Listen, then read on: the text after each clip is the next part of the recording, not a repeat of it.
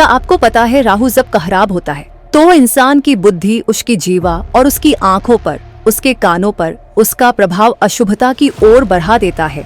तब इंसान जो सुनता है, जो देखता है, इसका मूल्यांकन किए बिना कि वो सच है झूठ है, उसको समझे बिना ही तब वो अपने दिमाग में उन बातों का फितूर पाल के बैठ जाता है। वो उस समय का इंतजार करता है कि कब बोलूं, लेकिन जैसे ही मौका मिलेगा वो बोलने से नहीं चुकता और उसे ये भी समझ नहीं होता कि बोल क्या रहा है।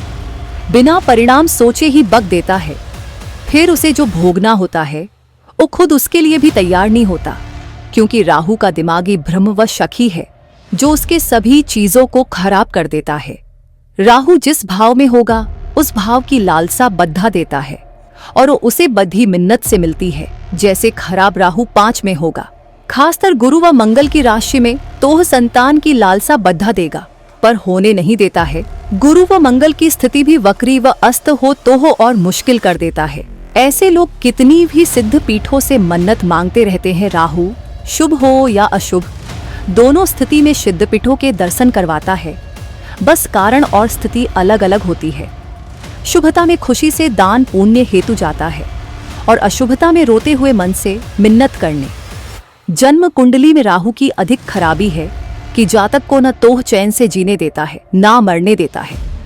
और बड़ी खराबी ये भी है कि जब उसकी नजर व्यक्ति के काम धंधे पर पड़ती है तो उसको धीरे धीरे निचोड़ ढाता है और नुकसान पे नुकसान देने लगता है। लेकिन ये तब तक नहीं होता जब तक शनि की अशुभ 7.5 व ढैया न शुरू हो, क्योंकि बिना शनि की अशुभता के किसी के घर व काम धंधे को चौपट नहीं कर सकते हैं।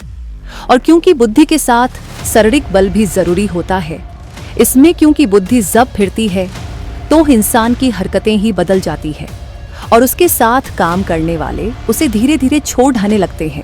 यदि जातक का मंगल 8वें में हुआ और शुक्र 12वें में, तो वो अपना काम बचाने के लिए बैंकों से लोन व लोगों से ब्याज पर धन लेता है और ब्याज लेने का कारक खराब शनि ही होता है।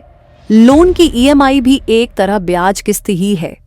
शनि जब अशुभता में होता है तो जातक को अकेले कर देता है, उसका कोई साथी नहीं होता। लेकिन जब राहु अशुभता में होता है तो जातक के चारों ओर ऐसे लोग रहते हैं जो उसको कहीं का नहीं छोड़ देते, उसको गलत कामों की ओर मुद्दा देते हैं, जैसे नशे लेने और उससे धन्यवाद कमाने की ओर ले जाते हैं और अंत में उसी की बलि देते हैं।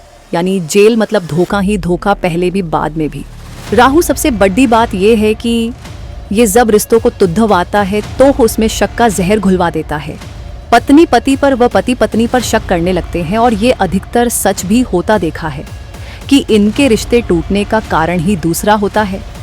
इन पे कोर्ट केस, ज्यादातर तलाक के, शोषण के केस चलते हुए मिलते हैं, कुछ झूठे कुछ गलतियों में। जब दशा खत्म होती है और गुरु व मंगल की शुरू होती है तो तब लोग जीना दुश्वार करते हैं जिनसे लिया गया हो। इनकी हेल्थ भी कुछ खास अच्छी नहीं होती, या तो इनकी किडनी कमजोर या खत्म हो जाती है, या इनकी मानसिक दशा बिगड़ती जाती है जिससे ये शायद ही उभर पाए। जब ऐसे हाल हो तो जन्म कुंडली में शनि को मजबूती देना इनको कुछ राहत दे सकती है। साथ में शुक्र चंद्र को बलि करना भी जरूरी हो जाता है।